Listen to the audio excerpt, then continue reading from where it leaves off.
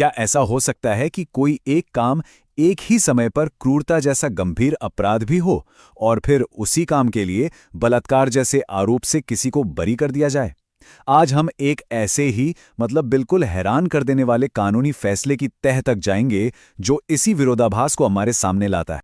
सुनने में ये थोड़ा अजीब लगता है ना?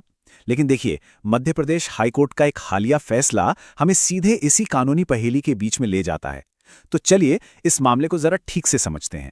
तो ये सब शुरू कहां से हुआ? असल में ये पूरा मामला मध्य प्रदेश हाईकोर्ट के एक हालिया फैसले से ही निकल कर आया है। तो देखिए, कहानी के केंद्र में है एक पति और पत्नी। पत्नी ने एक एफआईआर यानी फर्स्ट इन्फॉर्मेशन रिपोर्ट दर्ज कराई। उसमें आरोप था शारीरिक शोषण का और खास तौर पर बिना मर्जी के अप्राकृतिक यौन संबंध बनाने का। अब इसके जवाब में पति अदालत पहुंच गए और उन्होंने अपने खिलाफ इस एफआईआर को ही रद्द करने की अपील की। तो फिर कोर्ट ने क्या फैसला सुनाया? यहीं से ये मामला सच में बहुत दिलचस्प हो जाता है।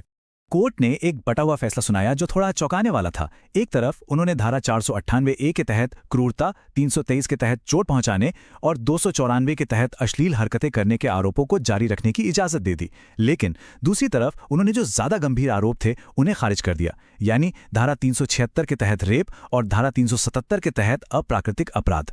अब सवाल ये है कि एक ही काम के दो इतने अलग अलग नतीजे कैसे हो सकते हैं? और यही सबसे बड़ा सवाल है, आखिर ऐसा क्यों हुआ? ये बटा हुआ फैसला क्यों आया? इसका जवाब हमारे कानून यानी भारतीय दंड संहिता की खास भाषा में ही छिपा हुआ है। इस गुत्थी को सुलझाने के लिए हमें उन कानूनों को देखना होगा जो इस मामले के दिल में हैं। भारतीय दंड संहिता या जिसे हम आईपीसी कहते हैं, उसकी कुछ खास धाराओं को समझना होगा। तो सबसे पहले आती है धारा 498। ये क्रूरता से जुड़ी है। इसे आप एक तरह की कानूनी ढाल समझ सकते हैं जो एक पत्नी को उसके पति या ससुराल वालों की तरफ से होने वाली क्रूरता से बचाने के लिए बनाई गई है। और हाँ, इसमें मानसिक और शारीरिक दोनों तरह की क्रूरता शामिल है। और फिर आती है आईपीसी की एक बहुत ही अहम धारा, धारा 375। ये वो धारा है जो भारत में बलात्कार के अपराध को कानूनी तौर पर परिभाषित करती है। और ये समझना बहुत जरूरी है कि आखिर अदालत ने वो गंभीर आरोप खारिज क्यों किए। और यहीं हम उस एक सबसे ज़रूरी कानूनी पेंच पर पहुंचते हैं जिसने इस पूरे फैसले की दिशा ही तय कर दी, और वो है मैरिटल रेप एक्सेप्शन यानी वैवाहिक बलात्कार अपवाद। जी हाँ, पूरा का पूरा फैसला सिर्फ एक चीज पर टिका था, आईपीसी की धारा 375 का अपवाद 2 या एक्सेप्शन 2। यही इस पूरे मामले की जड़ है। तो ये अपवाद कहता क्या है? आसान भाषा में कहें तो इसका मतलब ये है कि जो मौजूदा कानून है उसके तहत एक पति अगर अपनी पत्नी के साथ यौन संबंध बनाता है तो उसे बलात्कार नहीं माना जा सकता, बशर्ते पत्नी की उम्र 18 साल से ज्यादा हो।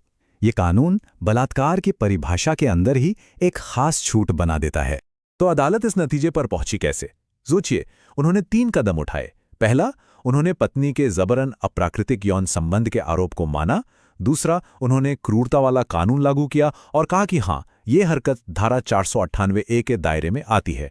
लेकिन तीसरा और सबसे अहम कदम, उन्होंने बलात्कार के कानून को देखा, उसके अपवाद 2 पर गौर किया और ये निष्कर्ष निकाला कि भाई इस अपवाद की वजह से उसी काम पर धारा 376 के तहत बलात्कार का मुकदमा नहीं चल सकता। मतलब एक ही कथित काम लेकिन 2 अलग अलग कानून और 2 बिल्कुल अलग अलग नतीजे। ठीक है, तो इस सब का आखिर मतलब क्या निकलता है? इस कानूनी बारीकी से हमें क्या समझना चाहिए? देखिए, इस पूरे मामले से 3 बड़ी बातें निकल कर आती हैं। पहली, कि किसी काम को कानूनी तौर पर नुकसानदेह माना जा सकता है, जैसे इस केस में क्रूरता, लेकिन एक कानूनी अपवाद या एक्सेप्शन की वजह से उसे बलात्कार जैसे यौन अपराध की श्रेणी से बाहर भी रखा जा सकता है।